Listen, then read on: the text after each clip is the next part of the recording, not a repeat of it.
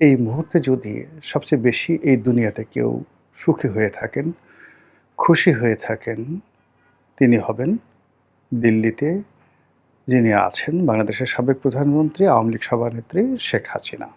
Doctor Mohammad ইউনূসকে কেন্দ্র করে বাংলাদেশের রাষ্ট্র ক্ষমতার যে একটা মানচিত্র,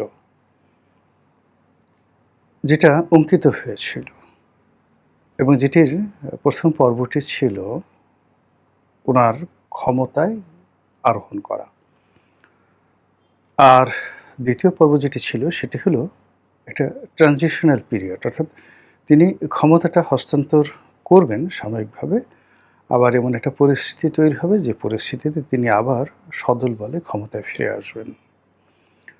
তো সেই দিক থেকে তার ১ম পর্বটি এবং ২য় পর্বটি এতটা ব্যর্থ হয়ে গেছে যে ৩য় পর্বে তার যে ফিরে আসা বা তার যে অস্তিত্ব, তার যে সারভাইভাল, তার যারা অনুগত লোকজন রয়েছেন তার যে একটা মোটামুটি মিনিমাম যাকে বলা হয় নিরাপদ আমাদের এই সমাজের যে অবস্থান, এটি স্মরণকালের সবচেয়ে বিপজ্জনক অবস্থায় পড়েছে।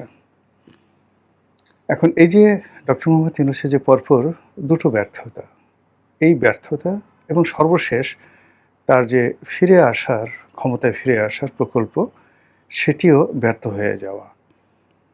এটির ফলে কি হলো, এই মুহূর্তে যদি সবচেয়ে বেশি এই দুনিয়াতে কেউ সুখী হয়ে থাকেন, খুশি হয়ে থাকেন, তিনি হবেন দিল্লিতে যিনি আছেন বাংলাদেশের সাবেক প্রধানমন্ত্রী, আওয়ামী লীগ সভানেত্রী শেখ হাসিনা।